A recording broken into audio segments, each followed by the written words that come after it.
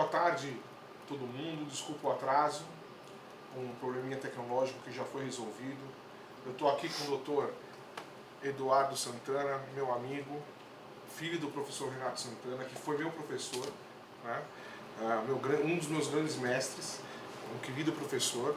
E o Eduardo Santana, ele é mestre e doutor pela Unifesp, e junto com o Eduardo, membro da Comissão Nacional de Ultrassonografia em Ginecologia e Obstetrícia, e junto com o Eduardo Santana, com a professora Edson, de Porto Alegre. O Edson ele é mestre e doutor pela PUC, do Rio Grande do Sul, também um grande amigo. Tá? E eles vão falar de crescimento restrito hoje para vocês. Então, Edson, você começa? Começo. Vou fazer jogrão. Obrigado, Eduardo, pelo convite. É um prazer. Quinta-feira, meio-dia, consegui estar... Hoje tu vai me pagar o almoço, né? Consegui estar revendo amigos aqui em São Paulo. Deixei alguém para fazer meus partos, né? Certamente lá em Porto Alegre. Então, vamos começar para a gente não atrasar muito. Eu e o Edu, a gente mais ou menos dividiu a aula. Eu vou falar um pouquinho sobre o diagnóstico do CIUR, olhando mais para a parte de imaginologia mesmo, do crescimento restrito, e um pouco do estadiamento ali das alterações de Doppler, que a gente tem que estar de olho para não perder o bebê. E depois o Eduardo vai entrar mais na parte de tratamento. Tá? Então, por que a gente deve estudar o crescimento restrito? A resposta é muito simples, porque é esse nenê que morre. Tá? Mortalidade 10 vezes maior em nenê com percentil abaixo de 10, mortalidade 20 vezes maior em nenê com percentil abaixo de 3. Então, a gente tem que focar. E fora isso, os que não morrem podem ter um monte de sequela na vida adulta, que eu acho que o Eduardo depois vai dar uma pinceladinha sobre isso. Então, a gente tem que intervir de uma maneira adequada para evitar esse desfecho ruim. Tá? Não tem como a gente pensar em CIUR, eu vou diagnosticar o CIUR medindo altura uterina. Não, o diagnóstico de CIUR por altura uterina é 10, 20%. A gente vai diagnosticar o CIUR verdadeiramente fazendo ultrassom. E o ultrassom, principalmente em crescimento restrito, nos oferece muita pegadinha, muita armadilha, e a gente tem que estar preparado para isso. Tá? E nós vamos discutir um pouquinho essas armadilhas. Então a ecografia nos serve para quê? Nos ajuda a estabelecer um diagnóstico. E aqui eu trago os créditos de alguns slides ao professor Gratacosa. Esses slides eu vi na apresentação dele quando ele esteve aqui em São Paulo em 2016, no curso dele de Medicina Materno-Fetal Avançada. E ele forneceu os slides a todos que realizaram o curso. E eu discordo um pouquinho até do manejo dele, do protocolo de manejo, mas para estadiamento, para classificação, acho que é muito legal. E diagnóstico de crescimento restrito, a gente precisa... selecionar, precisa distanciar aquele nenê que ele é o nenê pequeno constitucional, que a gente chama de pequeno para idade gestacional, e aquele nenezinho que tem efetivamente o crescimento restrito, que é aquele que está em maior risco de morte. Tá? E além disso, a ecografia nos ajuda, através dessas mudanças do Doppler, a chegar a um estadiamento da doença para a gente determinar uma interrupção necessária no momento exato. Então o diagnóstico é para isso, para a gente aplicar intervenções para reduzir morbidade e mortalidades fetais. E nortear o manejo no sentido de estar sempre naquela balança, risco de morte versus o risco da prematuridade extrema. Tá? Se eventualmente vocês virem que os slides estão desconfigurados, foi um problema da transmissão raiz, né, que a gente está fazendo, não é uma videoconferência no tela, e que desconfigurou na passagem de um computador para outro. Tá? Então, em diagnóstico, eu preciso identificar o feto pequeno. Qual é esse feto pequeno? É aquele abaixo do percentil 10. Tá? Se a gente for em diferentes guidelines, às vezes a gente vai ter, e tem diagnósticos conflitantes, tem guidelines conflitantes, falando em percentil 3, falando em percentil 5, percentil 10. E por que é o percentil 10? Porque é nessa curva ROC que a gente vê que os fetinhos abaixo do percentil 10 de peso para a idade gestacional é onde a gente tem as melhores detecções em termos de sensibilidade, especificidade, valor preditivo positivo e negativo. Se eu baixar o percentil 5, beleza, eu vou estar pegando aquele neném realmente que vai ter desfecho adverso. Só que eu vou estar deixando de pegar muito nenê também, então por isso que o ponto de corte é o percentil 10. Up to date, percentil 10, manual da COG, que foi reescrito agora, saiu em fevereiro de 2019, abaixo do percentil 10, Royal College, e daí é uma definição que eu particularmente gosto, vocês vão ver que o consenso que teve em 2016, ele começa a adotar essa classificação, tanto de percentil de peso, quanto percentil de circunferência abdominal, porque muitas vezes a gente tem nenenzinho no percentil 10, 25, no percentil 25, que a barriga está no percentil abaixo do 3, e ele é um percentil 15, é um percentil 20, 25, porque tem uma cabeça grande, porque tem um fêmur comprido, e isso está interferindo lá no cálculo do peso dele, mas esse neném é totalmente assimétrico, é um neném que está em risco também.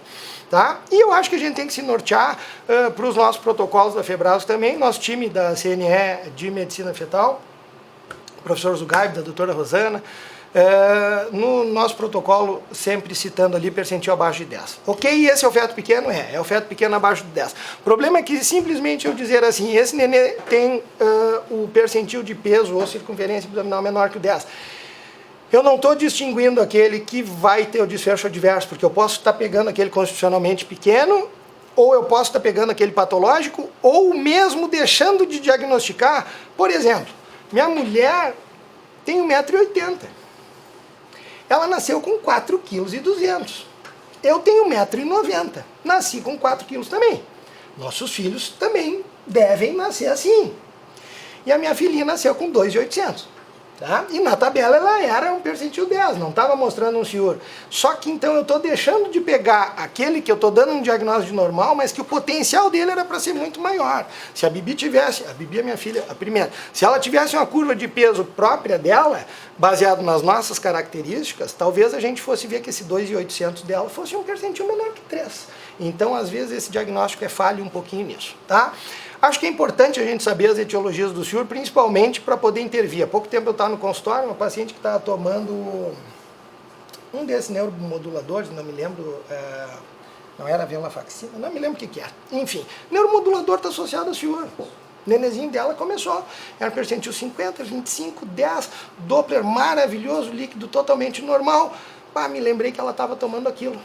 E ela não podia tomar, ela não podia deixar de tomar aquilo ali, porque o gastro tinha indicado para melhorar a motilidade gástrica. Ela tinha uma disfunção de trato gastrointestinal e ela se beneficiaria daquilo.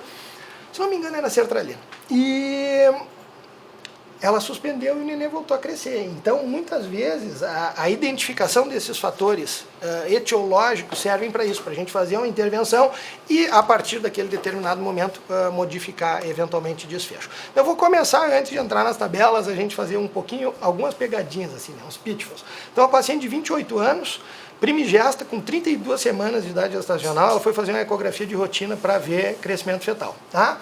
Então a gente sabe ali, fetos com mais ou menos 30 semanas, tem 1,5 kg, né? Esse é o percentil 50, né? O dela tinha 1,5 kg com 32 semanas. Na tabela de Headlock dava percentil 3,10. Ela ficou apavorada, porque ela saiu dali, ela foi pro Google, né? E viu que os neném do percentil 3,10 morrem. E ela não queria perder o neném dela, ela só tinha consulta com o médico dela não deu WhatsApp para ela, ela não tinha aquele contato direto que os pacientes precisam ter com seus obstetras. E aí ela saiu correndo e foi na outra clínica. E aí na outra clínica, então ela tinha 32 mais 1, o colega estava com a mão bem regulada com a do outro, deu o mesmo peso do neném, 1,5 kg. Só que aí botou esse feto no percentil 25. O que aconteceu? Ela saiu feliz, ela só vai fazer eco nessa outra clínica, a partir de então. Só que a gente está deixando de olhar para esse nenê dela, e esse nenê dela é um senhor. O que eles fizeram aqui? Curvas, simplesmente curvas diferentes. Eu não posso deixar de falar, porque certamente meus colegas da PUC, eu espero que estejam vendo essa aula, né, Eduardo? E a gente tinha no passado, e aí eu vou lembrar, isso é mais ou menos uns 10, 12 anos atrás, eu tinha um colega que era o seguinte, ele olhava o nenê, aí e ele sempre usava uma tabela, a gente usava Headlock, tá? Aí ele olhava o nenê e... e aí dava lá, vamos pegar esse caso aqui, no Headlock dava 3,10. Aí ele... não, mas esse nenê não é 3,10. Esse nenê tá bem, tem líquido, se mexe, o nenê totalmente simétrico. Aí ele puxava uma outra tabela, puxava do Lubitschenko, que é uma tabela que os nenês são desse tamanho, é uma tabela pós-natal, não é de peso ultrassonográfico. E aí ele largava lá, percentil 25, ou 10, 25, conforme a tabela de Lubitschenko. E então ele era o dono da verdade. Isso aqui, quem estiver me olhando e lembrar disso, Talvez esteja dando boas risadas a gente lembrando dessa época do passado, né? Que a gente manipulava esse tipo de coisa. Isso aí está totalmente errado. A gente tem que ter uma tabela e tem que seguir essa tabela como a nossa referência para a gente não começar a cometer iatrogenia. Então, quais curvas eu devo usar? E para vocês verem como é tão controverso essa resposta, que tem um trabalho que nem foi publicado ainda na Ultrasound, ele foi recém-aceito, na qual eles estão tentando validar esse consenso que teve de SIUR, e na introdução do trabalho ele diz, a gente não sabe ainda se deve usar Redlock, se a gente deve usar as curvas Nord do Intergrowth, se a gente deve usar as curvas customizadas. Só para ilustrar para vocês, tem curva muito bem feita e muito recomendada, inclusive o Dr. Secati participou das construções, as curvas recomendadas pela Organização Mundial da Saúde, curvas quando a gente não sabe o sexo do nenê, ou modulando ali para quando é menino, quando é menina. O Intergrowth, tanto o Intergrowth quanto as curvas da Organização Mundial da Saúde, eles foram construídos como? Eram 8 centros diferentes ao redor do mundo, então isso aí justamente para permitir pessoas com características diferentes para estarem incorporando essa curva. E foi assim que foi construída. Da Organização Mundial de Saúde foi em 10 países diferentes, o Intergrowth foi em 8, e desde 2014 as curvas do Intergrowth estão disponíveis e muitos países estão utilizando também. A curva mundialmente mais utilizada é de Redlock. Tem algumas curvas nacionais, eu trago sempre o exemplo da curva do Dr. Secati lá de Campinas, que ela se sobrepõe muito a Redlock. Quem quiser usar do Dr. Secati, beleza, pode utilizar. Eu só tenho uma certa crítica que a gente vê aqui depois das 39 semanas. O pessoal enxerga o meu mouse ali, não. Passando alto, sim. Então, depois das 39 semanas, a gente vê que os nenezinhos não cresceram muito aqui na curva desenvolvida. 39, 3,300, 40, 3,300, 41, 3,400, 42, 3,300. Então, aqui não reflete uma verdadeira verdade do que está acontecendo ali intraútero, mas também quem é que avalia muito peso depois das 39 semanas? Ninguém. Então, a curva não é prejudicada, enfim, por causa disso. Tá? E essa aqui é a tal da curva do Lubitschenko, que os nenês são super pequenininhos, e isso aqui está bem descrito hoje em dia, que apesar de ser útil, é uma curva que ela não deve ser utilizada porque ela tem avaliações imprecisas, né? Principalmente a gente deixa de diagnosticar muito SIUR. Qual curva usar? Então o Pato está me mostrando um monte de coisa, qual curva que a gente deve usar. Eu não sei, ninguém sabe, ninguém usa uma curva só no mundo, ninguém tem essa resposta. O que eu sei é que essa aqui a gente não deve usar, tá? Lubitschenko a gente não pode usar. Agora, se a gente vai usar uma curva standard, que foi desenhada para a minha população como Redlock, que é a que a gente utiliza mais aqui no Brasil, que é a que nosso CNE recomenda utilizar, ou se nós vamos usar uma customizada, eu não sei. E as curvas standards, elas partem dessa premissa, ó, que todas as pacientes, aqui é muito fácil, as pacientes têm mais ou menos a mesma etnia, mais ou menos o mesmo tamanho, eu acho que os nenês dela vão ser iguais, né? Então aqui uma medida serviria para todo mundo.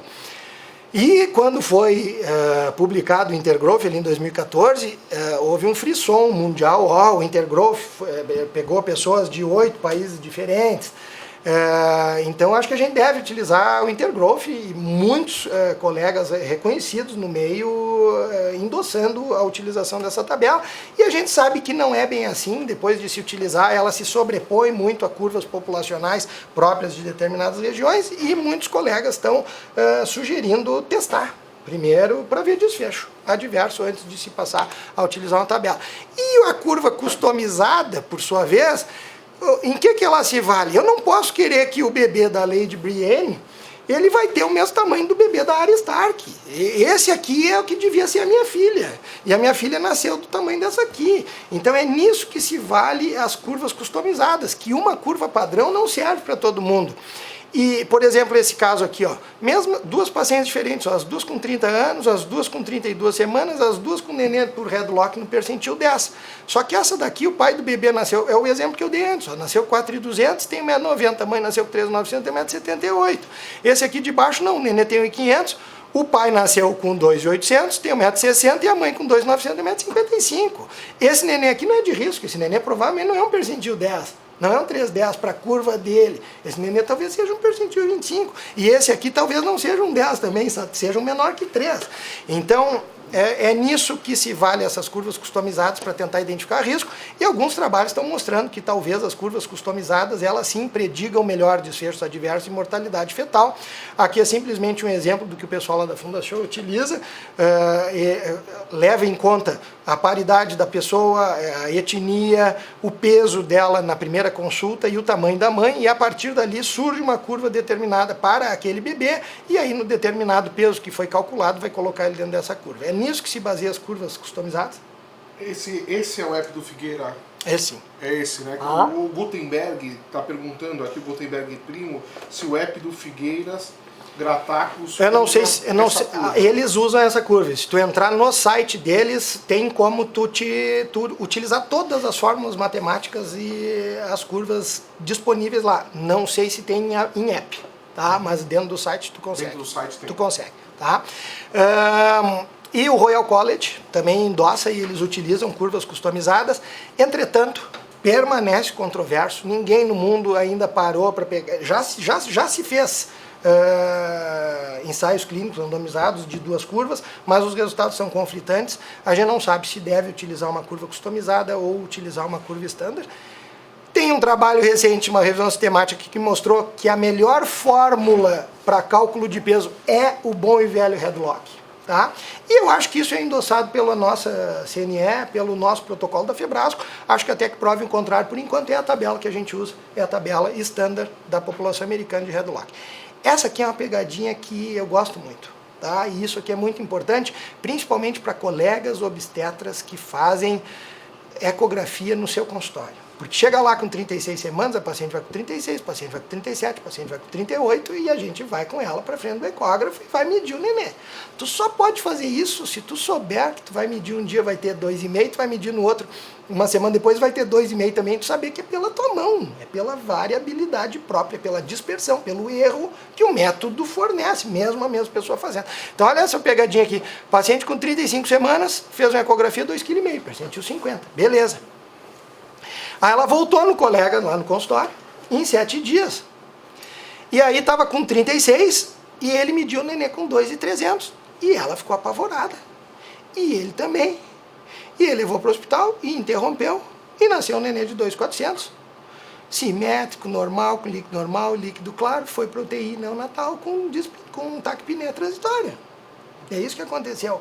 Iatrogenicamente, ele não soube interpretar o que ele estava fazendo no consultório dele, mas ele saiu como herói, porque a paciente disse que, não, o doutor acertou, o neném nasceu com 2,400, está com 2,300 lá no consultório dele, ele acertou, né, e salvou a vida do meu neném, mas na verdade ele fez uma iatrogenia. E esse neném como é que estava lá dentro? Na primeira eco ele estava com 2,200, de verdade, só que ele superestimou, que é o que mais acontece pelo cálculo do headlock, e dentro daquela margem, que é de 10, 15% no terceiro trimestre. E aí quando ele refez, o neném quando ele fez o primeiro era um 10,25, quando ele refez continuou sendo um 10,25 e foi para 2,400, só que aí pela mão dele ele subestimou e foi para 2,300, errou menos até do que na primeira, mas causou todo esse transtorno. Então tu só pode fazer eco semanal se tu sabe que tu tá olhando, tu vai dizer, mãezinha, não emagreceu o teu nenê, isso aqui é da minha mão. Vamos ver o líquido, vamos ver como tá mexendo, vamos fazer um CTR, vamos ver o Doppler. E tu tá vendo que tu tá bem, tu não vai interromper, senão tu tá sendo iatrogênico. Tá? Então esse erro padrão, terceiro trimestre pode errar em até, 95% dos casos erra em até 20% o peso. E nos últimos 5% erra em mais que 20%, então é muito desvio para erro de peso em terceiro trimestre. Então, para a gente ver curva de crescimento, tá? Royal College, 3 semanas. A gente não deve ver se o neném está crescendo com menos intervalo de 3 semanas para tirar esse falso positivo da margem de erro que o método traz. E o colégio americano sugere 2 semanas para quando o neném é pequenininho e 3 semanas quando o neném tem um tamanho adequado para a gente fazer curva de crescimento. Para não me alongar, eu já vou passar para o Edu, mas agora que entra uma parte importante, e isso que a gente fez é muito importante. Ver a curva certa, ver qual que é o critério diagnóstico, 3, 5 ou 10, e é 10, e curva, a gente está falando de headlock, e principalmente não meça um peso semanal, senão a gente está muito na reta de fazer uma iatrogenia, tá? Qual pequeno daí, eu diagnostiquei, esse neném é pequeno, é percentil menor que 10, qual que é o patológico, tá? Então o CIUR já passou ao longo dos anos por muitas classificações, tinha classificações até mesmo de etiologia, materno, placentário, fetal, E as classificações sempre foram mais aceitas, se é simétrico ou assimétrico, e esse gráfico aqui eu já vi que ele virou, e a partir de agora os gráficos foram invertidos, porque eu tive que passar do meu computador para o outro. Mas isso aqui também é um gráfico que mostra morte fetal, ó, em nenês normais, e a gente começa a ver que depois das 39, mesmo os normais começam a morrer, né? Então por isso que está tendo a discussão, todo colégio americano se discute se baixo risco, a gente não vai lá dar uma rabioscada e descolar a membrana e fazer baixo risco nascer, porque os nenês morrem também, a chance de morrer é pequena, mas morrem também. Então vocês veem aqui, ó, como morre o percentil abaixo do 10, o percentil abaixo de 5, principalmente abaixo do 3. Independente dele ser simétrico ou não, se ele é muito restrito, ele tem risco de morrer. Então simetria não tem valor clínico, mas hoje em dia não se aceita tanto para a classificação de Siur. Placentário ou não, beleza, eu acho que a gente pode utilizar, só que a gente não pode mais utilizar só a umbilical. Porque a gente partiu de um princípio que a artéria umbilical era o grande vaso, e eu acho que continua sendo o grande vaso. Tá? Mas o que a gente tem visto, os trabalhos têm mostrado que depois das 32 semanas, isso aqui são desfechos adversos. E isso aqui é o que a umbilical prediz de desfecho adverso, de morte, de asfixia, de hipóxia. E depois das 32 semanas, talvez a gente precise de outros parâmetros de Doppler para identificar esse feto também. Então serve a classificação placentária? Não, até serve, mas não só apenas pela umbilical, como a gente diagnosticava. E surgiu a necessidade de classificar o Siur agora de duas formas diferentes. Pela terminologia, então a gente vai começar a usar o PIG, para aquele que é pequeno, mas é o pequeno normal, saudável, constitucional, e o Siur é aquele que é o restrito patológico. Tá? E a gente tem que dividir se é precoce ou se é tardio. Então, em 2016, houve uma reunião de experts para se estabelecer um novo consenso em crescimento restrito, tá? E que eles utilizaram esse procedimento, o Delphi Procedure, e como foi feito esse Delphi Procedure, juntaram 106 experts, dos quais 56 concordaram em participar, e no final dos 4 rounds para se estabelecer a terminologia utilizada em Siur, 45%, ou seja, 80% de todos estavam presentes. O primeiro round foi para quê? Tem que ser precoce e tardio? Tem. Por quê? Porque são patologias iguais, mas diferentes. E são patologias que determinados métodos vão pegar e determinados não. Ok, então qual é a idade gestacional que nós vamos considerar para ser o precoce ou tardio? Não sei, eles também não souberam. Olha ali a resposta deles, ó. 14% votou para ser 28 semanas, 4% 30, 43 para 32 e 39. Está muito perto de 43, 39 para 34. Então a gente vai lá e diz, ó, o 32 tem que ser manejado assim, o 34 de tal maneira. Não sei, vamos com calma. É 34, 32. Me parece racional ser 32? Sim. Se tu olhar esse gráfico aqui, ó, é a partir das 32 onde a umbilical sozinha não tem toda aquela detecção. Então me parece que sim. Mas não é um consenso nem entre os experts que estudam muito Siur. Esse gráfico inverteu também, mas eu gostaria de mostrar que aqui, ó, então, se passou uma linha, a linha ficou virada, né, na nossa conferência aqui, mas aqui se passou uma linha e se trouxe para o lado esquerdo o Siur precoce, sendo uma doença sabidamente placentária e que eu posso ter confiança na predição de desfecho adverso pela artéria umbilical, e depois das 32 semanas, uma doença diferente, também placentária, mas que não agride tanto o feto. Então a gente distingue, a partir dali, duas doenças na qual a prevalência do Siur precoce é baixa, mas é o que mata. E o meu grande problema nisso aqui é o momento que eu vou interromper. Vou tirar com 26 porque ele vai morrer, ou eu vou deixar até umas 28 às custas de tirar mais acidótico, mas para ele não ter tanto problema relacionado à prematuridade. E do outro lado, uma doença tardia, na qual as crianças não morrem muito, mas a prevalência é muito grande, e eu tenho dificuldade de reconhecer aquele que vai morrer, porque eu sempre acreditei no umbilical e talvez eu precise de outros métodos para poder diagnosticar. Então, falando só de Siur precoce, é aquele Siur em que a gente se baseia pelos parâmetros de Doppler de artéria umbilical, desculpa que está virado também, mas a culpa não é minha.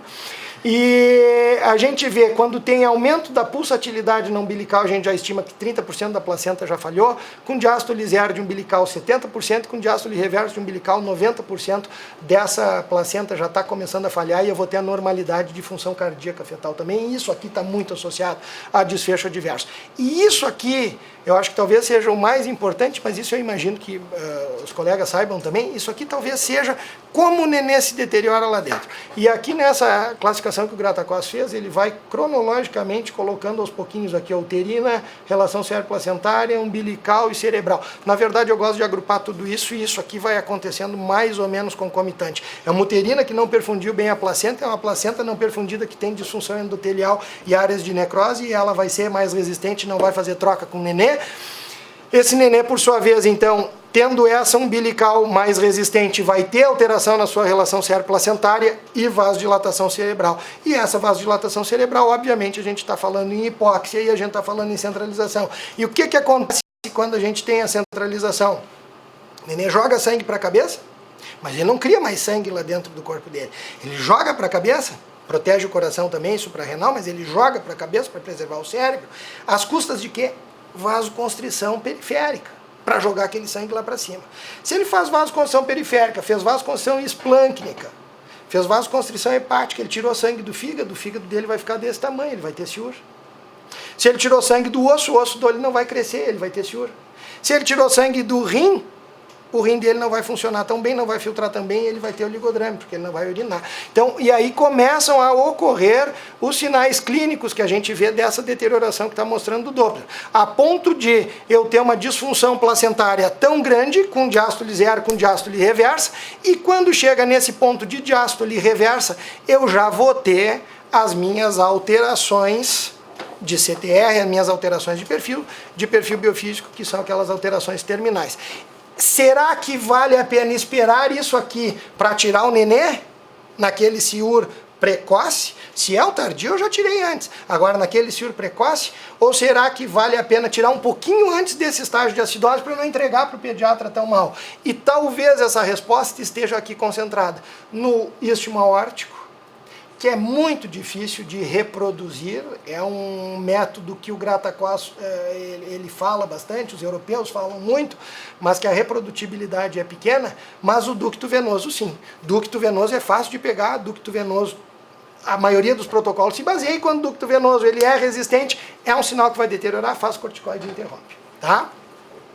E nesse consenso, já estou terminando, e nesse consenso, então, já que eu não posso diagnosticar mais ciúr só pela minha tabela de peso, e eu vou utilizar as curvas de Doppler também para entrar no diagnóstico, para eu ver qual é aquele que é o doente, então se estabeleceu nesse consenso os novos diagnósticos para eu dizer qual que é o feto que é restrito. Então, no ciúr precoce, sempre que o percentil é menor que 3, abre o olho desse tamanho, liga a luz em cima do nenê, esse nenê que está de risco. Ou então, quando é o menor que 10, combinado com o quê? Ou com uma uterina acima do percentil 95, ou com uma umbilical acima do percentil 95. Beleza? Por que umbilical? Porque umbilical serve para detecção de desfecho diverso ciúr precoce. E no ciúr tardio, eu já vou falar agora, eu vou falar tardio depois, nós vamos aproveitar esse slide, que é aquele acima das 32 semanas, e a umbilical não prediz tanto. Quem vai ser o patológico? Aquele abaixo do percentil 3, sempre nos dois lados, abaixo do percentil 3, ou então aquele que tem a barriga ou o peso abaixo do percentil 10. Aliás, 2 desses 3, ou percentil menor que 10, ou aquele que naquela curva ele era um percentil 50, 3 semanas depois eu medi, ele virou um percentil 10, ele baixou 2 percentis na sua curva, esse nenê está em risco, ou então aquele que tem uma relação cerebroplacentária diminuída, abaixo do percentil 5, ou um umbilical acima do percentil 95. Pelo diagnóstico, pelo consenso, pelo Delphi Procedure organizado pelos experts, essa é a classificação que a gente deve utilizar para pensar em crescimento restrito ou pequeno para a idade gestacional. O que não tiver isso aqui dentro é um pequeno, que seria aquele percentil menor que 10 sem alteração de Doppler, é um pequeno para a idade gestacional, e assim nós vamos até as 39, 40 semanas. Tá? A gente já falou um pouquinho, voltaríamos aqui, e eu acho então que eu vou deixar essa categorização, os estágios do crescimento, para o Eduardo falar, tendo em vista que ele vai utilizar esses estágios para falar em manejo. Acho que em termos diagnósticos de quem é pequeno e o pequeno que é doente, eu acho que é mais ou menos isso aqui, Eduardo.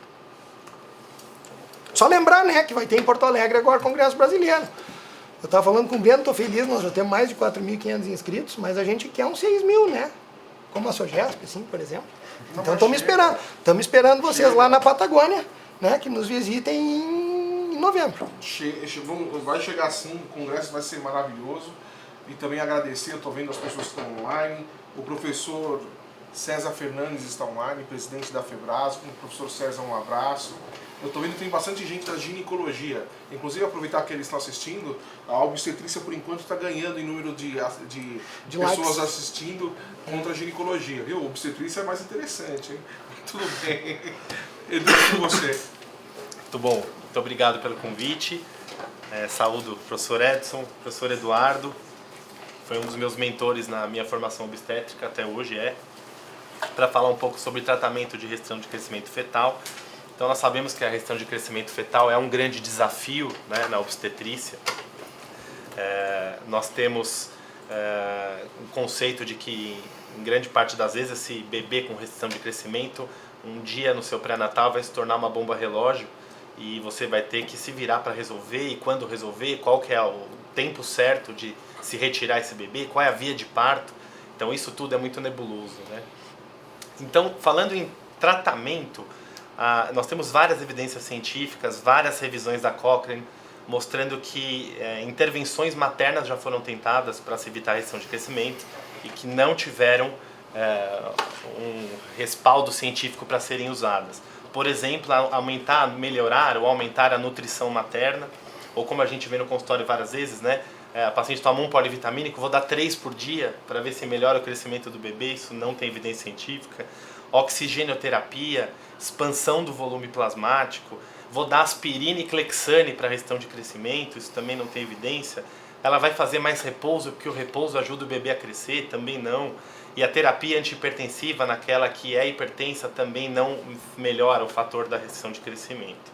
O que a gente tem na moda para comentar é o uso do sildenafil em restrição de crescimento, né? Então, alguém teve a ideia de dar Viagra, partindo-se do princípio que o sildenafil, ele tem uma estrutura muito semelhante ao GMP cíclico, e ele aumenta, pelo metabolismo do óxido nítrico, a vasodilatação, permitindo um maior influxo de sangue em situações como disfunção erétil, em situações como hipertensão pulmonar, e talvez na placenta poderia ter um benefício, né? E o que nós temos, na verdade, vários estudos com sildenafil, o maior deles o Strider, né? Um estudo bem grande e que tem vários braços em alguns países. O braço holandês do Strider foi interrompido, eles tiveram 11 óbitos neonatais e associação com doença pulmonar, hipertensão pulmonar, né, nesses neonatos, e ele tem como principal crítica o início do uso do sildenafil quando a restrição já era precoce, grave e já estava estabelecida, ou seja, entrou a medicação após a segunda onda de invasão trofoblástica, partindo-se do princípio de que a gente teria uma invasão trofoblástica deficitária para a restrição de crescimento. Então o estudo conclui que o sildenafil não prolongou a gravidez ou melhorou os resultados da restrição de crescimento, que hoje só pode ser usado na prática de pesquisas e não na prática clínica habitual. Isso é muito importante. E um outro estudo recente desse ano, né, foi a tese de mestrado da doutora Raquel Ferreira, na Santa Casa de São Paulo, uma meta-análise e revisão sistemática dos usos do sildenafil, né, com os desfechos materno-fetais na gestação para a insuficiência placentária. E aqui entrou a restrição de crescimento, a pré-eclâmpsia e o oligoâmino. Então eles filtraram 242 artigos, que no final selecionaram 7 principais, com 598 gestantes, 275 casos de restrição, e eles observaram que nenhum efeito teratogênico foi associado, a dose média de sildenafil usada é de 50 mg de 8 em 8, e eles tiveram poucos efeitos colaterais. O mais referido pelas pacientes é a cefaleia, mas não tem diferença no grupo tratado do placebo, tá? E a crítica aqui também existe, igual do Strider, né? O sildenafil foi introduzido após a segunda onda de invasão trofoblástica. O que o estudo encontrou? Um peso fetal ao nascimento aumentado nos que receberam sildenafil em 222 gramas. Apenas isso, né? Então eles colocam que hoje a questão de usar sildenafil em restrição de crescimento é uma estratégia promissora para o futuro, mas precisa ser muito bem investigada e realmente não está liberada na prática clínica. Mas aí a gente se pergunta, bom, então o que tem de tratamento na restrição de crescimento? Eu acho que tratar direito a restrição de crescimento é acompanhá-la, na minha ótica, de forma correta e saber o momento da resolução como eu acompanho, quando eu resolvo e como eu resolvo. Então, para isso, o grupo de Barcelona, ele categoriza, né, em estágios esses fetos, né? Então, o feto PIG, que é aquele que tem o peso entre o percentil 3 e o 10, ele deve receber uma vitalidade a cada 15 dias e semanalmente a partir de 36 semanas. Depois eu vou falar sobre a resolução. O estágio 1 seria aquele feto com peso abaixo do percentil 3, cuja vitalidade seria feita 2 vezes por semana a partir de 34 semanas. No estágio 2, nós temos já a alteração na artéria umbilical e na cerebral média, é aquele feto centralizado, e para ele vai ser feita uma vitalidade 2 a 3 vezes por semana até 34 semanas e diariamente a partir de 34 semanas. Note que aqui eu ainda estou falando no regime ambulatorial, óbvio que em serviços que têm condição de fazer vitalidade diária de pacientes sem interná-las. No estágio seguinte, estágio 3, nós temos já a diástole zero da artéria umbilical, e aqui é programada uma internação para controle de vitalidade diário. No estágio 4, além de diástole zero, nós já temos agora diástole reversa e um ducto venoso alterado. Para essa paciente, a programação é internação para parto. E no estágio 5, já no colapso hemodinâmico fetal, um ducto venoso com a onda reversa, uma short-term variation na cardiotocografia abaixo de 3 milissegundos e desacelerações na frequência cardíaca. Essa paciente também tem como conduta internação para parto. Mas aí você me pergunta, e a via de parto? Porque, puxa, já é difícil conduzir restritos. E o parto? É cesárea para todo mundo? Dá para tentar parto normal? Então, nós imaginamos uma fila de grávidas com fetos com restrição de crescimento. E aí nós nos perguntamos, né? Será que um desses fetos pode nascer por parto vaginal? Será que todos podem nascer por parto vaginal? Ou será que nenhum pode nascer? E aí, eu vou até mais adiante, será que o feto com restrição de crescimento seria um feto que estaria preparado para a batalha? Ele estaria preparado para aguentar contrações, para aguentar um período expulsivo? Ele tem reserva para isso? Eu acho que este é o ponto, né? Então a gente tem que entender de uma forma geral, panorâmica, que na hora da resolução o feto restrito ele tem que ser encarado como ele está naquela ocasião. Então nós temos aquele feto que tem apenas muito baixo peso e ele tem Doppler normal e líquido normal. Mas você tem um outro que tem baixo peso e oligoâmnio. Você tem aquele que tem Doppler alterado, mas ainda com diástole, oligoâmnio e é pequeno. E você tem aquele que já está com diástole zero, reversa, ducto alterado. Esses fetos são todos fetos diferentes no momento do parto. Então, comparando cesárea com parto normal, uma revisão da Cochrane mostrou quando o feto tem muito baixo peso, mas ainda está com Doppler e líquido, a cesárea, comparada ao parto vaginal, não aumenta a morbimortalidade perinatal. Uma outra revisão sistemática nesse mesmo ano, com mais de 2.400 partos, mostrou que a cesárea não está associada com a redução de risco de paralisia cerebral. Quanto à via de parto, não há interferência no desenvolvimento neurocognitivo desses fetos até 2 anos de vida. E evitar a cesariana eletiva, nesses casos, tem nível de evidência 2C. Ainda nesses fetos, quando a gente compara parto vaginal espontâneo com parto vaginal assistido, nós observamos que tanto vaginal quanto fórceps não há correlação com hemorragia periventricular neste grupo. A episiotomia não melhora o prognóstico neonatal e o clampeamento oferecido a esses fetos deve ser o clampeamento oportuno, porque uma meta-análise em 2014 mostrou que isso reduz a mortalidade, a taxa de transfusão e hemorragia intracraniana. E aqui vale lembrar que quando você está trabalhando com cardiotocografia, em semanas precoces da gestação, nós temos abaixo de 30 semanas uma menor frequência, amplitude e duração das acelerações. Abaixo de 28 semanas a variabilidade é reduzida para todo mundo e nós podemos entre 20 e 30 semanas ter desacelerações fora do período de contrações. Então tem que saber interpretar muito bem cardiotocografia para usá-la neste contexto. E aqui mostrando alguns estudos, um estudo sueco muito interessante de 2003, nós sabemos que existe o teste de esforço para adultos, né, lá na esteira, com o cardiologista do lado, e aqui eles fizeram um teste de esforço para o feto com restrição de crescimento, que tinha artéria umbilical anormal e normal. Então eles pegaram 84 fetos, 36 semanas e fizeram um teste de esforço com ocitocina, seria assim. Eles fazem uma diluição de 6 ml hora de ocitocina, vão dobrando essa dose a cada 10 minutos até um máximo de 96 ml hora. Quando a mulher atinge 3 contrações em 10 minutos, eles deixam o feto nesse regime por meia hora. Se o feto desacelerar a frequência cardíaca, o teste é considerado positivo, esse feto não aguenta o tranco e aí já é proposto imediatamente parto cesáreo. Se o teste é negativo, ele vai para parto vaginal. E olha o que eles encontraram. Obviamente, quem tem umbilical normal tem menos teste positivo, ou seja, tem que ir para cesariana. 16% contra 33% na umbilical anormal. A taxa de parto normal, nesses restritos com umbilical normal, é de 63%, mas é de 40% em quem tem umbilical alterada. E eles têm taxas muito semelhantes de admissão em UTI neonatal, Apgar menor que 7, etc. Com idade gestacional no parto muito próximos.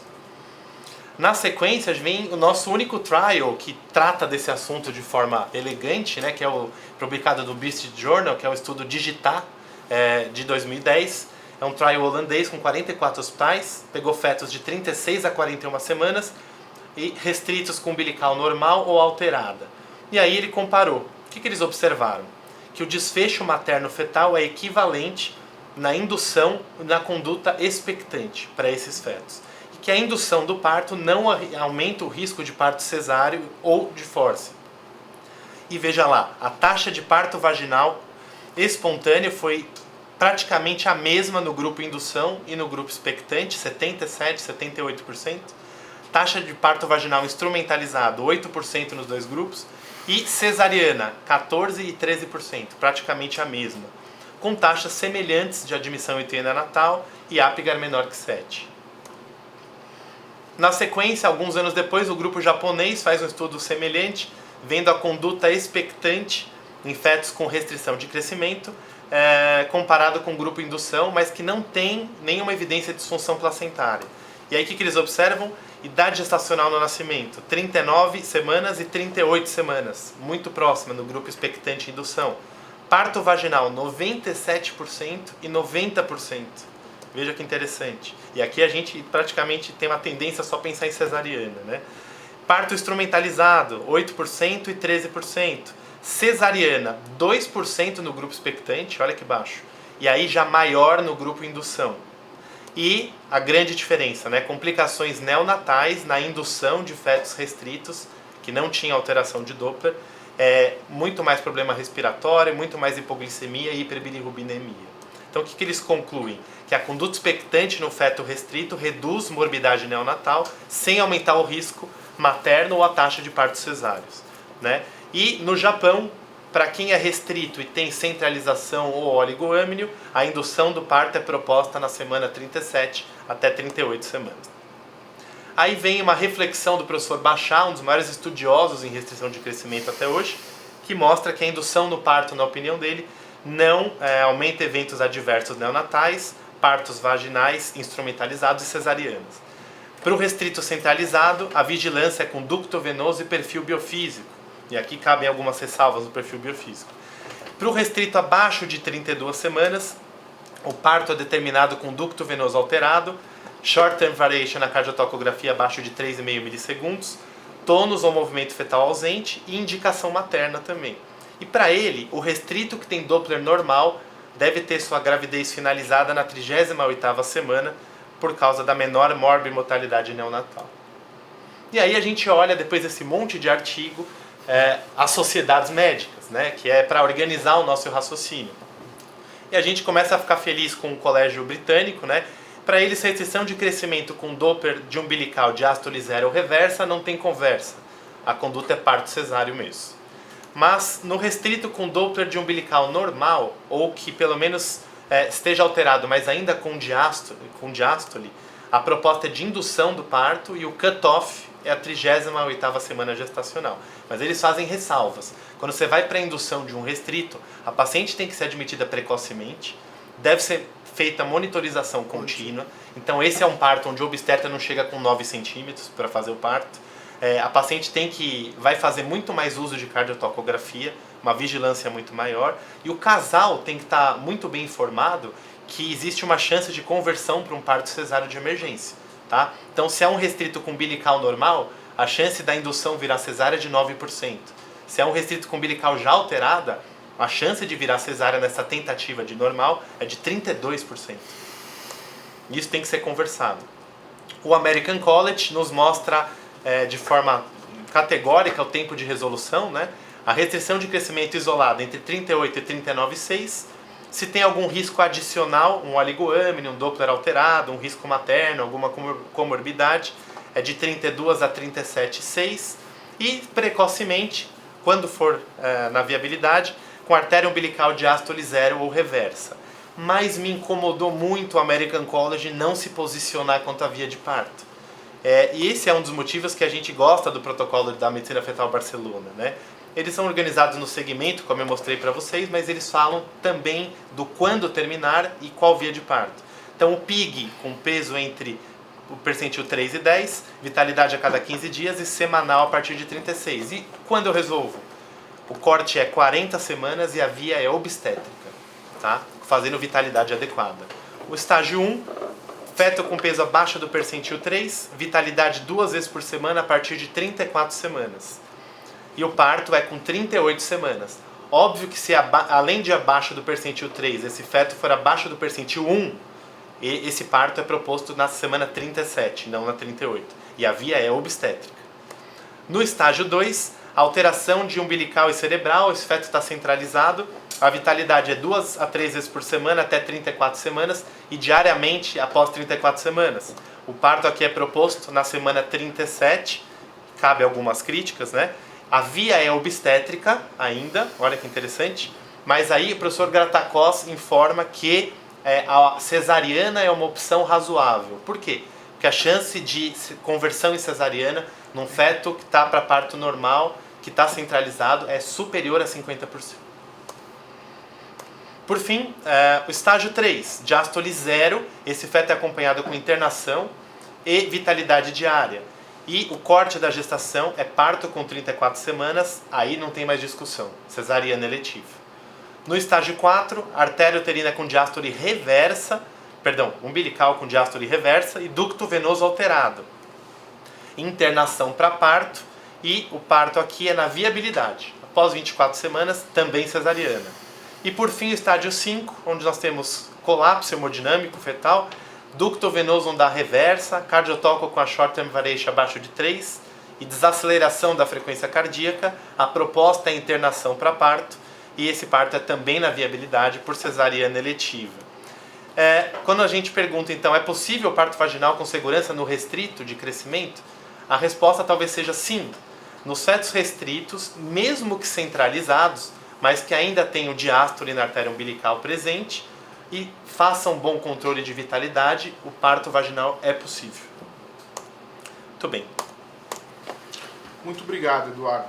Aqui, quando a gente está fazendo aula na live, a gente sente falta das palmas quando a gente acaba, né? Mas está todo mundo aqui aplaudindo, mandando um monte de coraçãozinho, like. Então vocês ganharam bastante like, né? E eu tenho duas manifestações aqui. Uma do Edgar Brito, que aí eu faço essa pergunta para o Edson. E eu tenho uma do professor Breno José Filho, que é o Acauã. É que eu chamo ele Breno Acauã, para quem não sabe, o José Filho é Breno José Acauã Filho. O Breno está aqui, né? Então um abraço, Breno. Né? O Edson está aqui comigo. E numa próxima vez vou te trazer aqui também para a gente poder almoçar e conversar pessoalmente. Mas o Breno ele faz uma pergunta interessante também. Mas eu vou começar com o Edgar. O Edgar faz a seguinte pergunta para você, Edson. O ducto venoso, né, a gente fala como se fosse algo corriqueiro, e para nós é. Nós trabalhamos em serviço universitário, treinamos pessoas, a gente faz ducto venoso corriqueiramente, mas a gente sabe que não é para qualquer um fazer. Tem gente que, por mais que você treine, sempre vai pegar cava. Né? Então, a pergunta dele é interessantíssima. Qual é a alternativa se eu estou num lugar que não faz ducto venoso? Tá? Vamos responder para ele. A determinação do ducto venoso, e hoje em dia a gente usa muito baseado no estudo Truffle, né? O que foi o Truffle? Ele pegava esses nenês restritos, precoces, até 32, 34 semanas, e aí, num grupo, ficava fazendo CTR, que o Eduardo falou na aula dele, quando tivesse as alterações menor que 3 milímetros por segundo, interrompia, de variabilidade. No outro grupo deixava o ducto com índice de pulsatilidade elevado e no outro grupo o ducto venoso com onda reversa. Tá? E aí seguia esses grupos e interrompia conforme as alterações dentro deles, ou se nesse grupo do ducto já tivesse as alterações CTR, também não postergava a gravidez em virtude do risco de morte do neném. Tá? Saiu 2 anos de estudo Truffle, as variáveis avaliadas no momento ali da interrupção não teve desfecho significativo, tá, para o feto, então tanto um quanto o outro serviram, mas com 2 anos de Truffle viram que talvez diminuísse, naquele grupo que esperou a avaliação com ducto venoso, a sequela neurológica. Tá, com 2 anos. Então, mostrando que talvez fosse benéfico esperar até a modificação do ducto venoso para interromper, porque aí eu estou deixando mais tempo dentro do útero, melhor o desenvolvimento neurológico, e aí eu estaria não prejudicando esse neném com a interrupção mais tardia. Tá? Então, agora já teve a análise pós-ROC do Truffle também, mostrando que tanto um quanto o outro serve. Então, acho que a resposta do professor Edgar é essa. E, realmente, não é simples fazer um ducto, já que o Breno entrou na história semana retrasada, ou talvez no máximo um mês atrás, foi indicado uma interrupção de um precoce, acho que era 28 semanas, se eu não me engano, uma paciente hipertensa gravíssima que estava internada lá na unidade, um neném 28 semanas tinha 500 gramas, e pegaram hepática quando estavam avaliando o ducto, e era bem possível, e é difícil de pegar, ainda mais que esse ducto no sábado ou na sexta tinha passado do percentil 95, que ali, por protocolo, faz corticoide vai interromper em 48 horas, e aí foi visto esse ducto 48 horas, estava reverso. E aí foi mandada uma foto lá no nosso grupo, ducto reverso, vai interromper, a paciente foi lá para o CO de tarde para interromper, e aí um outro colega que estava lá no CO pegou e disse, não, vou ver esse ducto, e aí o ducto estava normal. Então, isso é normal e é difícil. Então, se tu não tem essa segurança para fazer, ou às vezes até o treinamento adequado, ou o ecógrafo capaz de te dar uma boa resolução ali para tu pegar o ducto venoso, acompanha por CTR. Eu queria fazer um comentário, né? Nós temos, obviamente, não é fácil, mas tem algumas alternativas, né? Também tem o estudo do Doppler do seio transverso, que pega no polo cefálico fetal, cuja onda é muito semelhante ao ducto venoso, e o valor de corte 0,85 muito próximo também do ducto venoso. Eu já tive que usar essa artimanha algumas vezes. O grupo do professor Gratacosa estuda o istmo aórtico, que o Doppler é super difícil de fazer, e também estudou muito, que foi uma das minhas linhas de pesquisa, o índice de performance miocárdica. O índice de performance altera 26 dias antes do desfecho desagradável. O índice istmo aórtico altera 12 dias antes e 5 dias antes o ducto venoso. Ele seria o mais tardio. Essa é uma outra observação. E, lógico, a gente tem dificuldade, pensando no Brasil, do ponto de vista geral, nós temos, às vezes, indisponibilidade de Doppler em hospitais, Doppler noturno, etc. E aí a gente tem lá uma cardiotocografia, não tem muita coisa, né? Então a gente tem que lembrar que a crítica do perfil biofísico fetal e da cardiotocografia é que as alterações de frequência cardíaca, as desacelerações, elas têm um delay de cerca de 2 semanas após a centralização fetal. Isso é uma coisa para ser pensada. A outra coisa se você tiver o restrito precoce, que é um restrito bem delicado de se tratar, a chance de óbito fetal, quando o perfil biofísico é maior que 6, é de 26%. E se esse perfil tem uma nota boa, acima, maior ou igual a 8, a chance de óbito fetal é de 11%. É grande. Então não parece ser algo muito seguro confiar cegamente apenas na frequência cardíaca ou apenas no perfil biofísico fetal. A gente gosta muito de dizer, o perfil é muito bom para o Manning, né? E realmente, é verdade, muitas vezes se tenta reproduzir os dados que o Manning traz relacionado ao perfil biofísico fetal e na nossa realidade a gente não tem desfecho tão bom. É que o Manning, quando ele fez o perfil, qual que foi a realidade do perfil? Eu estudei bastante esse perfil, inclusive eu tenho um artigo publicado sobre o perfil, né, o biofísico modificado. O Manning, ele fez o perfil para pós-data. O que acontecia? Ele estava lá em Manitoba, na cidade de Winnipeg, menos 40 graus 6 meses do ano, a mulher não sai de casa para fazer toda semana controle. Então o que ele fazia? Ele fazia ia até 43 semanas. O trabalho dele de 1983, o original, a mulher ia até 43 semanas. Ou seja, você quer pegar um método para vitalidade fetal no pós-data e aplicar no restrito de 20. Não é. One size don't fit all. Parafraseando. Agora, tem o Breno colocou aqui uma questão muito interessante que eu compartilho com o Breno na observação. Os trabalhos científicos, fazer trabalho científico para mostrar que dá para fazer parto normal e quem tem restrição de crescimento e Doppler de umbilical alterado é possível. Mas quando você faz um trabalho científico, é muito importante, quando a gente lê um trabalho científico, a gente tem que ler o método. E tá lá, os fetos ficaram monitorizando. Na vida real, muitas vezes você vai para uma maternidade pública que tem uma cardiotoco para todo mundo. Né? E quando ela tá na admissão, ela tá no CO. Quando tá no CO, ela não tá na admissão. Vamos falar bem a verdade? Quando não falta papel. Né? Aí o que acontece? Nesse lugar que você não tem possibilidade de monitorizar a vitalidade fetal, quando você recebe um trabalho de parto de um feto restrito com alteração de Doppler, eu, com plena consciência, tranquila, indico uma cesariana. Sem dúvida. Vocês também? Absoluto. Né? E outra que tu falou na realidade, né? Vamos pegar aquele estudo ali, a sueca provavelmente que foi submetida ao teste de pose ali na hora da coisa, é uma paciente, fez pré-natal, foi bem nutrida, gravidez é diferente, muito, né? provavelmente é uma paciente que na Suécia tem direito à cardiotocografia Wi-Fi, e que às vezes fica em casa sendo monitorizada, é bem diferente da realidade brasileira. É bem diferente, a gente tem que tomar cuidado quando a gente lê uma conclusão de um trabalho e sair gritando por aí, não, o método, tem que prestar atenção no método. Segurança. Agora, tem muita pergunta aqui no Facebook, né, perguntando como é que a gente vê a aula depois, né, bastante. Então eu aviso das pessoas que a aula vai ficar gravada no YouTube, né, e no Facebook também, tá no YouTube da Febrasgo, do Einstein, tá tudo, vai ficar gravado lá. Eu aproveito também, deixa eu ver se tem mais perguntas aqui. O Breno José Filho, o Breno tá participando. Pô, Breno, você tá trabalhando, pô, brincando. O Breno quer saber do pulso venoso, tem alguma validade?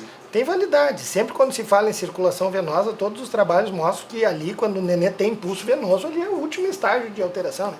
Tem validade, mas a gente não vai esperar chegar lá em pulsatilidade venosa para interromper. A gente vai... Um colapso hemodinâmico. Exatamente. Vou fazer uma pergunta cabeluda agora. Quando você não consegue o ducto venoso, às vezes a gente não consegue, né? Tá difícil pegar. E o seio transverso?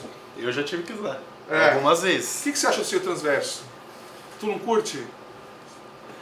Eu sou suspeito, porque eu acho muito interessante. É porque ele tem um conflito de interesse, né? A tese de doutorado do Maurício foi lá na escola paulista, né? A gente participou, colhendo dados, etc, etc. É uma discussão interessante. Eduardo, deixa eu só puxar aqui, só uma questão. Tu abriu ali para aparecer, porque eu disse, não sou legal, eu acho que cada centro vai ter o seu protocolo, beleza. Eu só gosto de sempre dizer assim, porque o Gratacós chegou no momento que disse assim, olha, o CIUR, não vamos nem pegar o CIUR, né? É o CIUR, porque o PIC ele vai até as 40 semanas, mas o CIUR tardio vai ter que se começar a interromper com 37. A realidade das nossas UTIs, daí eu vou falar de Hospital Moinhos de Vento, por exemplo. Uma medida que o Moinhos fez para diminuir internação neonatal. As cesáreas só são agendadas agora depois das 39 semanas. Se tu tem que interromper uma com 36, com 37, tu tem que mandar um e-mail para o diretor da maternidade justificando, o diretor vai triar ali e vai te dizer, beleza, nós vamos interromper esse caso de risco. Se não, o paciente fechou 39, o sistema de agendamento tem um controle, porque tu matriculou todas as pacientes com 20, então eles sabem aquelas que têm 39 ou não, e só ali depois tu vai internar. Por quê? Porque na UTI lá, estava cheio de internação com a termo precoce. 37, 38 semanas. Porque a gente sabe, 1 a 3% vão fazer taquipneia.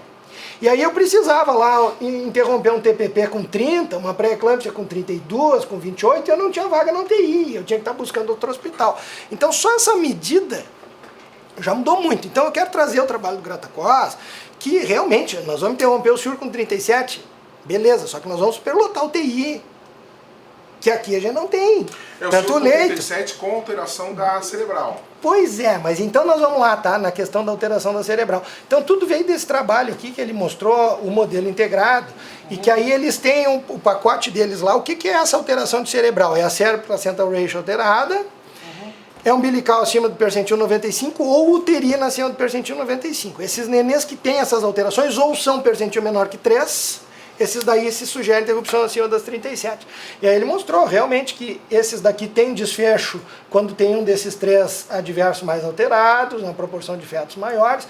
Só que aí vamos pegar e vamos dissecar o trabalho dele. Ele botou lá, ó, sensibilidade 82, uma especificidade já começa a não ser tão boa, de 47, valor preditivo positivo super baixo, de 36, valor preditivo negativo, bom, quando dá normal, alto. Mas aí vamos pegar aqui, ó, a likelihood ratio, positiva e negativa, a razão de chance do desfecho acontecer quando dá alterado, 1,58 e 0,36. Aí vamos pegar lá nos livros de epidemiologia, né?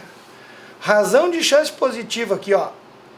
Eu só estou falando isso porque quando o Vicente Montejo, um grande amigo nosso que faz ECMO em Caxias, e ele estudou muito com o Grata-Costa lá em Barcelona, em 2016, 2015, ele foi lá na Sogirgs e trouxe o modelo do Grata-Costa. E ali se criou um furor, nós vamos começar a fazer isso. E eu não podia lá naquele dia ser contra, e naquele dia eu fui contra, e aqui eu estou dando aula muito baseada em cima do que o Grata-Costa está dizendo, eu vou só manter minha coerência. Tá? Então, olha aqui o que diz aqui, ó. Quanto que era a likelihood ratio positiva? 1,58. Vamos pegar aqui, ó, likelihood ratio menor que 2. Mudanças mínimas na probabilidade do evento acontecer. A dela deu 1,5. Quando a likelihood ratio positiva é 1, não sofre nenhuma mudança na probabilidade de ter doença. Likelihood ratio positiva boa é quando é maior que 10. Talvez quando é maior que entre 5 e 10, deu 1,5. Vamos pegar a negativa? Quanto deu a negativa lá? Negativa deu 0,36. É que isso aqui a gente não esmiuça, né? A gente tá vendo lá, bonitinho, tá publicado no American Journal, tá publicado no fazer um resumo, né? E aí vamos pegar lá, aqui, ó, a probabilidade negativa, 0,36. Olha aqui, ó. Quando é maior que 0,5, mudanças mínimas, deu 0,36. Mudanças mínimas na probabilidade da doença. É assim... Eu gosto de... Deixa eu ver se não tem mais nenhuma colocação. Tem uma colocação, eu vou fazer mais uma pergunta só e aí a gente encerra, que a gente tem que encerrar. Mas, eu compartilho da sua ansiedade, mas eu também tenho aquela ansiedade de quando a gente está diante de um feto, principalmente aquele feto que começou no percentil 40... É que assim, as pessoas têm que parar de olhar a obstetrícia como foto. Cada toca só aquele momento, outra só aquele momento. Ele tem que ver a história completa. Isso. E o parto nada mais é do que um epílogo de uma história de 9 meses de duração. Parafraseando o professor Camano agora. Né?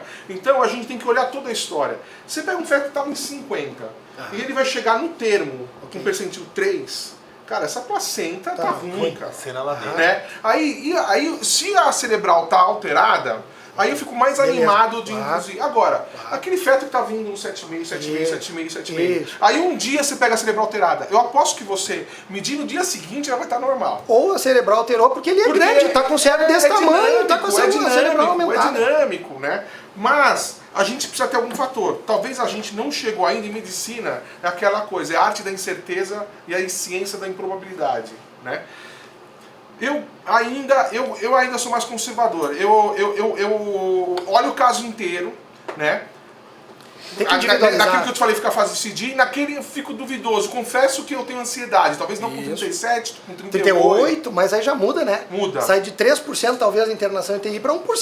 Então, muda. Para nossa realidade é... Mas acho que a gente vai evoluir mais na ciência nesse sentido. E a última pergunta da Maiela, né? Aqui... Em locais que não têm condições de neonatologia, tem alguma vantagem de prolongar a gravidez num restrito e interromper às 38 semanas? Né? Quer falar, Edu? Na verdade, é o que a gente está falando, vai depender das condições que está esse restrito. Né? Então, se a gente tem alteração do Doppler velocimétrico, qual o grau de alteração? Né? Para tentar chegar um pouco a mais. Veja que o que a gente coloca aqui é uma proposta teórica, não é uma obrigação, né? É uma proposta de um serviço que a gente acompanha, mas assim, uma resistência aumentada na artéria umbilical é uma coisa, Uma artéria umbilical normal é outra. O que está com diástole 0, ele está com 50% dos vasos placentários obstruídos. O que está com diástole reversa tem mais de 90% dos vasos placentários obstruídos. Então, assim, é isso que vai te guiar a avançar até de 38 semanas. Então, difícil dizer. Acredito que com a artéria umbilical normal, com resistência aumentada e mesmo centralização, você pode acompanhar, em teoria, segundo diz a Escola de Barcelona, um pouco mais. Pensando na realidade de cada hospital e do Brasil afora, né? Que leva em conta várias considerações e não leis impostas pela comunidade científica. Bom, eu encerro agradecendo a equipe aqui do Einstein que está filmando. A gente passou um pouco da hora deles, acabamos com o almoço deles, mas tudo bem, muito obrigado, gente. Agradeço também a oportunidade que o professor César Fernandes junto com o Marcos Felipe, deu para a gente poder abrir um espaço, fazer a Escola Febrasgo Einstein de Ginecologia e Obstetrícia. Nós temos sessões a cada 15 dias e quinta-feira, sempre meio de meia, 1h30, no caso aqui 1h45, né? Uma iniciativa do Sérgio que a gente está apoiando, estou apoiando. E aproveito para dizer que a gente tem um congresso brasileiro em Porto Alegre, não vamos esquecer, e tem um app da Febrasgo que nós lançamos, eu que sou da comissão digital, junto com o Sérgio, o Igor e um monte de pessoas, a gente lançou o app da Febrasgo, está disponível no iPhone, no Android, se eu colocar Febrasgo vai aparecer, está bem interessante, está bem avaliado nas lojas, a gente está muito feliz com o nosso trabalho, é um app gratuito para todos os nossos associados, e um abraço, uma boa quinta-feira, um bom final de semana e até Porto Alegre.